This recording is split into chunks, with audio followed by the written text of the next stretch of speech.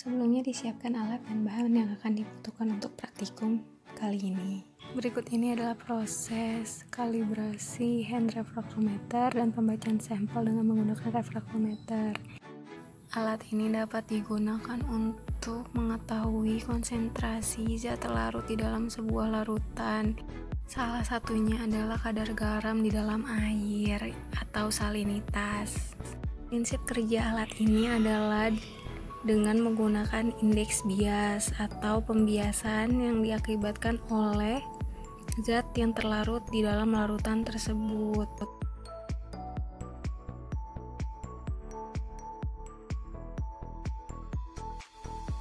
Perkenalkan, nama saya Asri Permatasari PW, NIM L1B018027. Di sini saya akan menjelaskan praktikum acara 2 tentang temperatur. Temperatur atau suhu merupakan ukuran tingkat atau derajat panas maupun dingin pada suatu perairan. Nah, biasanya temperatur dipengaruhi oleh beberapa faktor, yaitu mulai dari cuaca, kedalaman air, gelombang, kecepatan angin, intensitas cahaya yang masuk ke dalam suatu perairan, upwelling, kegiatan manusia di sekitar perairan, evaporasi, dan presipitasi.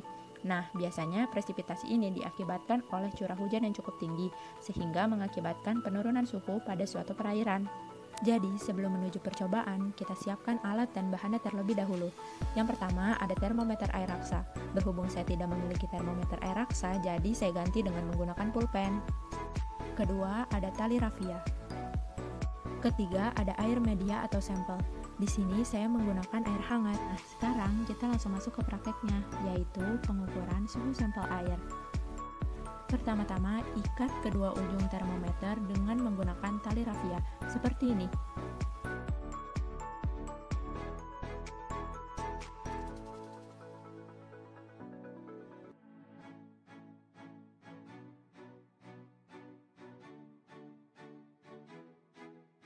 Kemudian, kita masukkan termometer ke dalam sampel air. Diamkan dan tunggu selama 3 menit.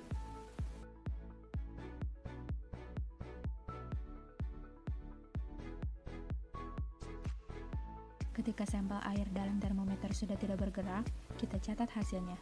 Berhubung saya menggunakan air hangat, suhu di sini tercatat sebesar 37 derajat Celcius. Assalamualaikum warahmatullahi wabarakatuh. Ya, Pak Ahmad, tim L1B018047. Saya di sini akan mempraktekkan praktikum DOC, yaitu mengatur gelombang. Pertama-tama kita adalah menyiapkan bahan. Pertama, kita menyiapkan adalah ini, penggaris. Yang kedua, sebenarnya akuarium, tapi nggak ada akuarium, jadi pakai ini. Ini bawahnya kulkas. Ya, ketiga, pakai air. Yang keempat, sebenarnya pakainya gabus. Terserah teman-teman nggak punya jadi begini. Oke.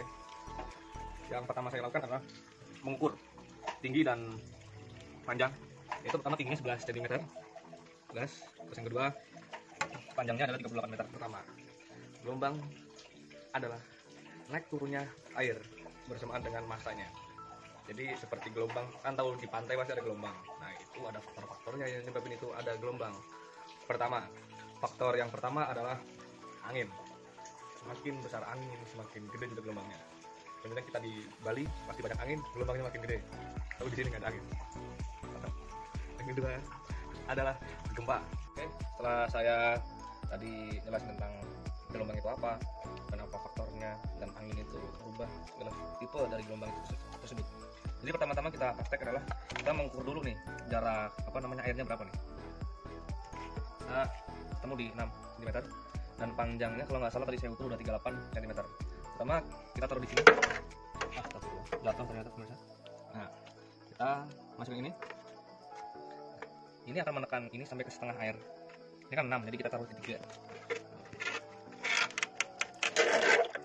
Nah, ini akan membentuk gelombang. Saya ulang lagi. Nah, ini akan membentuk gelombang. Sekarang kita akan menghitung gelombangnya ada berapa. Gelombang itu terdiri antara cembung dan cekung dari gelombang itu tersebut. Begitu.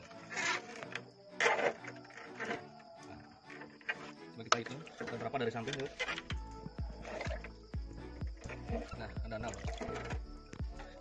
Jadi dari tingginya kalau ada gelombang akan bertambah. Coba kita lihat dari tinggi penggarisnya.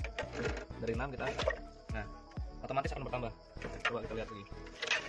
Nah, akan bertambah tinggi dan volume akan bertambah dari gelombang kalau misalnya ada gelombang. Nah, yang kedua adalah Yang ketiga, panjang gelombang.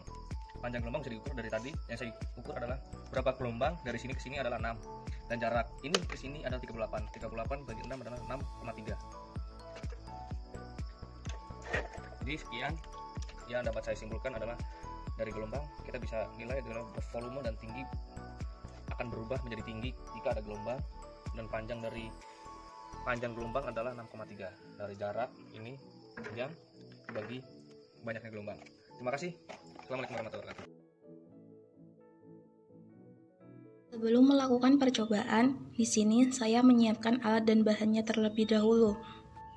Yang pertama, ada akuarium. Di sini saya menggunakan toples bening. Kemudian ada timbangan, gayung, ember, zat pewarna, garam, es batu, air, termometer air raksa. Di sini saya mengilustrasikan dengan menggunakan pedang kayu dan di ujungnya saya beri tanda merah. Disiapkan akuarium dan air tawar dengan volume tertentu. Kemudian timbang garam sesuai dengan salinitas yang telah ditentukan. Garam yang telah ditimbang kemudian dimasukkan ke dalam ember yang sudah berisikan air dan diaduk hingga larut. Kemudian tambahkan pewarna dan aduk hingga larut. Tuangkan air berwarna tersebut ke dalam akuarium melalui sisi kaca dan amati apa yang terjadi.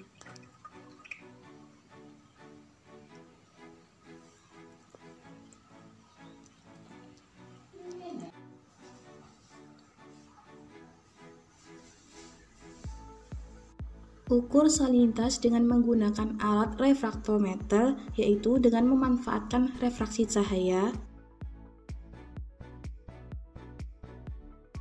dan ukur suhu dengan menggunakan termometer air raksa pada permukaan, daerah percampuran atau bagian tengah, dan dasar.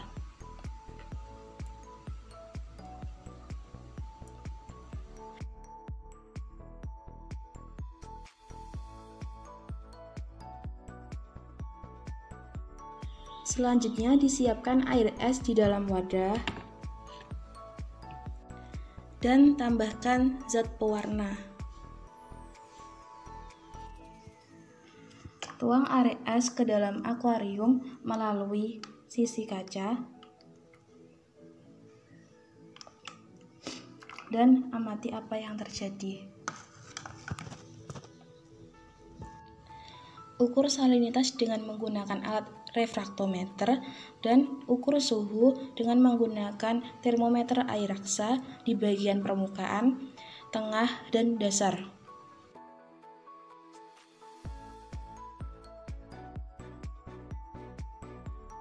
Di acara 5 ini, aku akan melakukan simulasi mengukur cahaya yang masuk pada badan perairan menggunakan alat seadanya di rumah. Apa itu cahaya, kekeruhan, skala, faktor yang mempengaruhi kecerahan, pengaruh kekeruhan dan cahaya pada organisme air, dan cara mengukur kekeruhan dan cahaya. Jadi sebelum ke percobaan, kita menyiapkan alat dan bahan dulu. Yang pertama adalah toples, sebenarnya akuarium. Cuman karena memang di rumah nggak ada akuarium, jadi aku memanfaatkan barang seadanya. Sendok, tepung, dan senter handphone. Yang pertama, aku akan memasukkan konsentrasi terendah dengan takaran tepung 1 sendok makan. Lalu, jangan lupa dihomogenkan menggunakan kedua jari tangan agar tepung mudah terlarut atau tercampur dalam air. Nah, untuk konsentrasi pertama, kita ukur cahaya yang masuk menggunakan senter HP dan penggaris.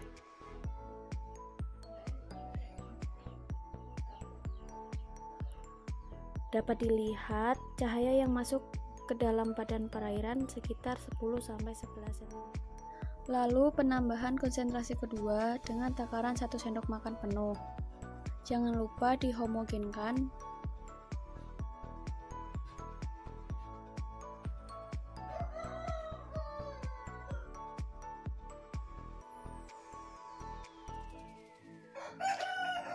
Lalu kita ukur menggunakan alat yang sama. Dapat dilihat cahaya yang masuk sekitar 3-4 cm. Yang terakhir, aku memasukkan konsentrasi tertinggi. Di sini ada 3 konsentrasi, di mana konsentrasi pertama 1 sendok makan, yang kedua 2 sendok makan, dan yang terakhir 3 sendok makan.